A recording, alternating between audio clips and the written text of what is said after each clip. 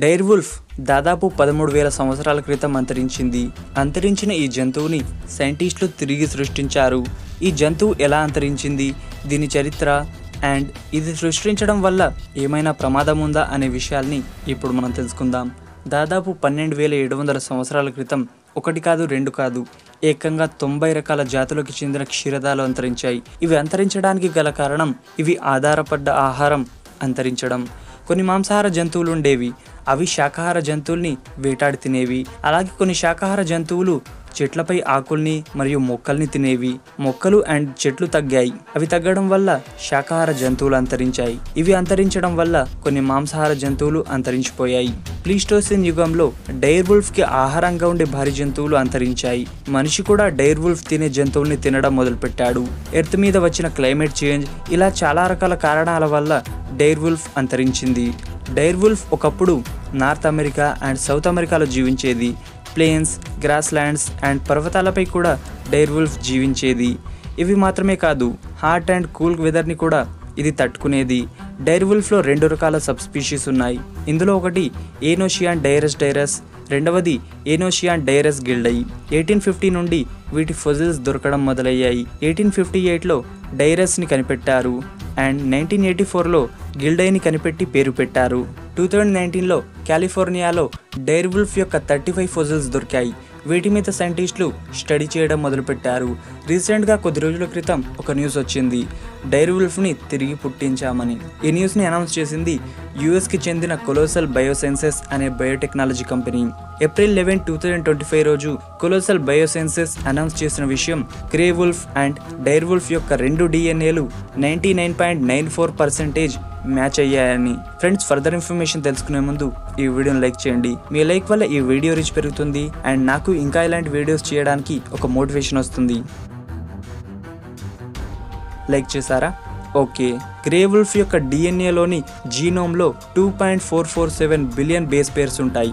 ఇవి 99.94% మ్యాచ్ అవ్వడం వల్ల దాదాపు 2.445 బిలియన్ బేస్ పేర్స్ వీటివి సేమ్గానే ఉన్నాయి.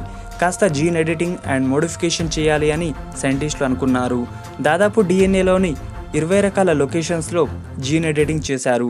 డైర్ వుల్ఫ్ యొక్క 13,000 సంవత్సరాల క్రిందటి పన్ను అండ్ 72,000 సంవత్సరాల క్రిందటి చెవు ఎముకల్ని ఉపయోగించి డిఎన్ఏని సృష్టించి దాన్ని గ్రే వుల్ఫ్ డిఎన్ఏకి మ్యాచ్ చేసి 20 లొకేషన్స్ని ఎడిట్ చేశారు.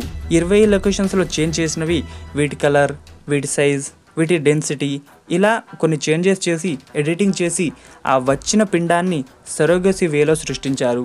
ఎలా అయితే మనుషులు పిల్లలు పుట్టకపోతే గర్భం కోసం వేరే వారిని ఉపయోగిస్తారో ఇక్కడ కూడా అలాంటి ప్రాసెస్.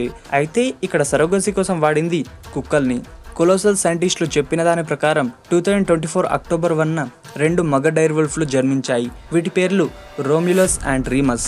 రోమ్లో ఉండే ట్విన్ బ్రదర్స్ అయిన రోమ్యులస్ అండ్ రీమస్ పేర్లు ఈ జెనెటికలీ మాడిఫైడ్ గ్రే వుల్ఫ్స్కి పెట్టారు. ప్రస్తుతం వీటికి 6 నెలల వయసు. ఇవి ఇప్పటికీ 36 కేజీల వరకు బరువు పెరిగాయి.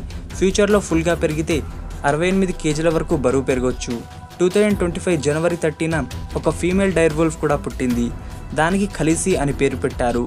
ప్రస్తుతం ఈ 3 కప్స్ని ఒక కుటుంబంగా చేసి 2,000 ఎకరాల విస్తీర్ణం గల ఎకాలజికల్ ప్రిజర్వ్లో ఉంచుతున్నారు.